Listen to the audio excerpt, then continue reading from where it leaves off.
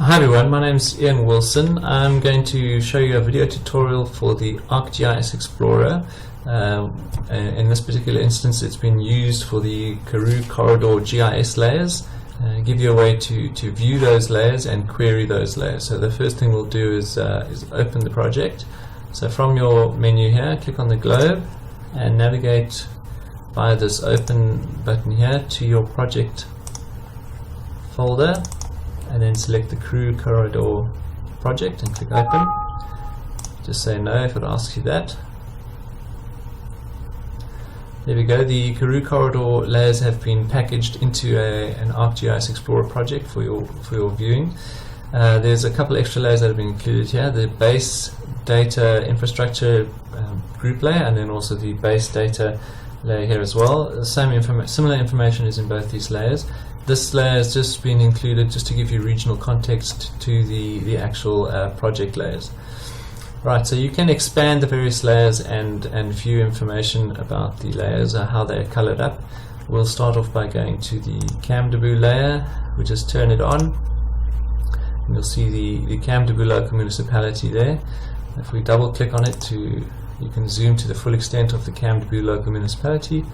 You can also then zoom in using the navigation tool here with this little plus sign. You can pan using the arrows on the compass. You can also change the rotation of the map using the compass by dragging between the arrows. And then if you want to return your orientation to north, just click on the little north button there. Or you can use your mouse. So you use the little pan tool. The little hand tool appears when you pan over your map view. You can pan around that way, and then also zoom in using your mouse wheel on the mouse wheel. So ArcGIS Explorer has got a very similar setup to most other desktop GIS solutions, with a map view, a table of contents where the layers are listed, and then also the various buttons. As a viewer, it doesn't have the same functionality as a full desktop GIS solution, but it's a great way to view information all the same. So in this particular project for the Karoo Corridor layers, they've been packaged into the different regions and colored up appropriately. So we're just going to turn off Kamdaboo and I'll show you the Karoo Corridor layers. So like I did in the previous one, just turn it on in your table of contents, and that should turn on those layers. If a layer is not being viewed, just turn it on and off again, or off and on again. Sometimes the rendering takes a bit slower, so I just turned two layers on and off, and now those layers for that particular group layer are shown. We can have a look at what layers are included underneath that group layer, and if you keep on expanding the layers, you'll eventually get down to a point where you can see the symbology for that particular layer. So I'm just going to double click on this layer to zoom to it, and so these are the layers now for the Karoo Corridor. And like I said before, if you want to look at the symbology and which layers are which, just expand them further this way. Okay. Right, the next thing we'll do is we're going to use a query builder tool to query a layer. And the layer we want to query is this EC Rural Development Ownership Info layer, which is basically a farm portion cadastre layer with additional information. So if we select it in our table of contents to make it the active theme, and then we go to tools, and then it opens up three new buttons here. We want to select the first one, which is a query tool, which then if you open it or click on it, it'll open a query builder window. And what we want to do is we want to isolate or select out a farm portion 2 of 343. So we're going to say parcel number equal to, and then in single inverted commas we're going to say portion 2 of 343. We need to test the query. One match is found. We'll say OK, and what will happen is Arc Explorer will zoom us to that particular farm. Okay, so there's an automatic zoom. The other thing that it does is it adds a new layer to the table of contents. So the layer that's added on top now, that is the one that's selected.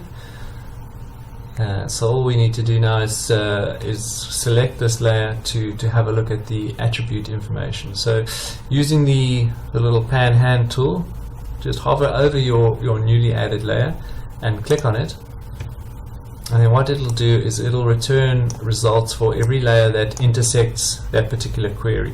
So in this instance, the layers that are turned on that intersect that little click or that mouse click will be returned here. But we want to open this particular one here, which is port lock 343, which is the parcel number that we've just queried. So if we select that, then it opens a dialog, which is a window into the attribute table with the fields and then the various values or attributes for those fields. So you can scroll down and get a better idea of what's happening for that particular farm. Okay, what we'll do now is we'll add it as a new layer to our table of contents and map view. And we do that by clicking on this little pen at the bottom. Okay, you'll see it adds a new layer to the table of contents and then also the map view, and now it's its own little shape or farm boundary or portion. What you can then do is export and share that in various file formats. So in the table of contents, if you right click on that layer, you can say share, and we can share it as a KML, which will be opened in Google Earth or ArcGIS, and then also QGIS, and we're going to save it as a file.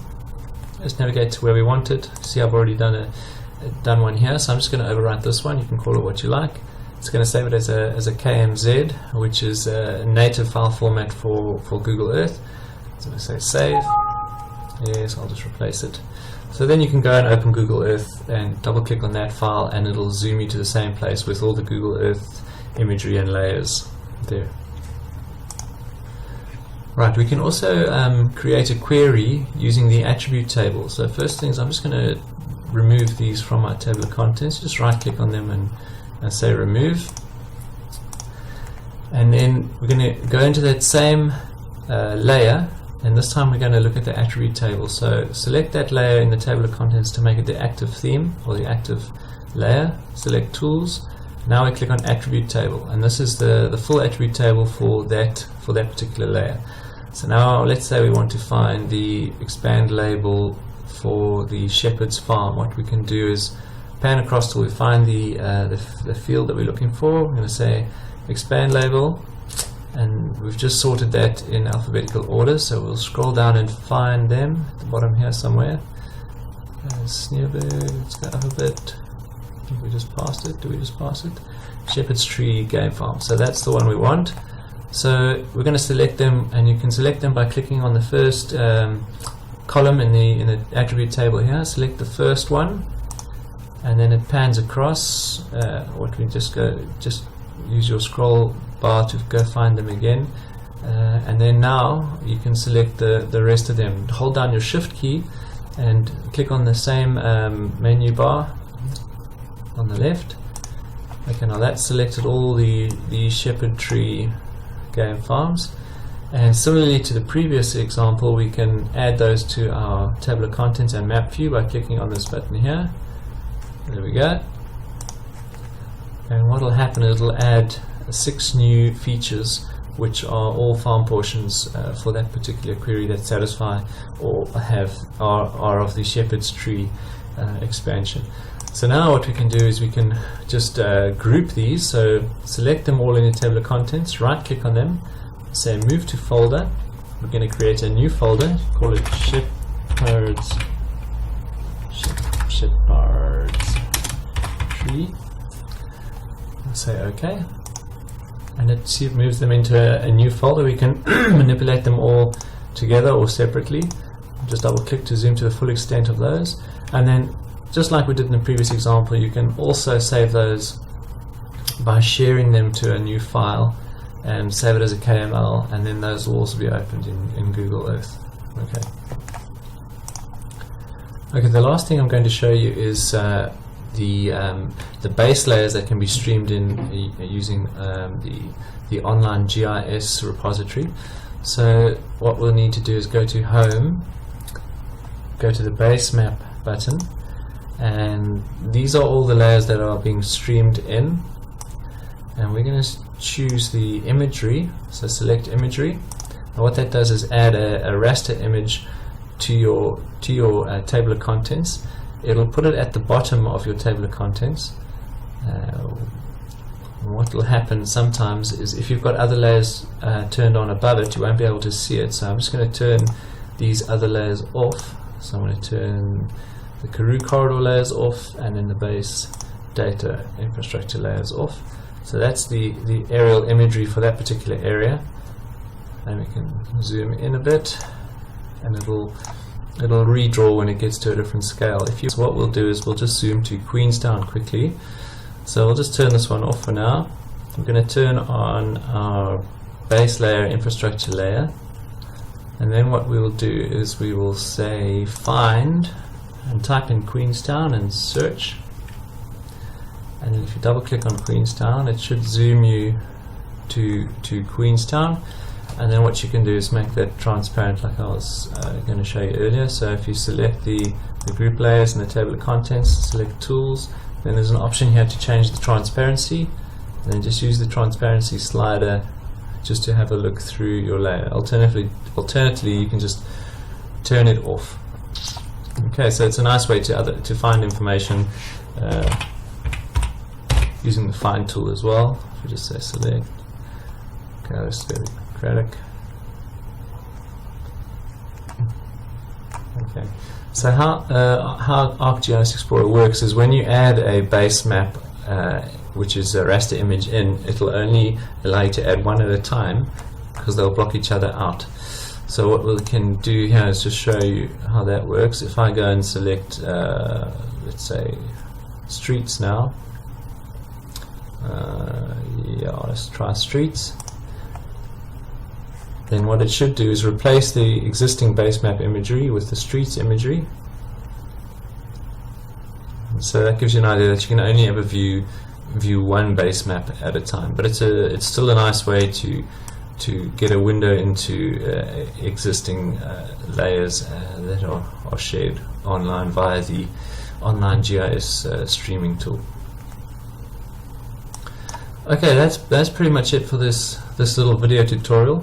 If you follow through on the PDF document that's included in the project files, you'll also get an idea of how to operate ArcGIS Explorer. That tutorial is pretty similar to what I've just shown you here. This video tutorial is just a nice visual way to navigate and get used to the software. So I hope it's been pretty useful. Yeah, that's it for this tutorial. Thanks very much. Cheers.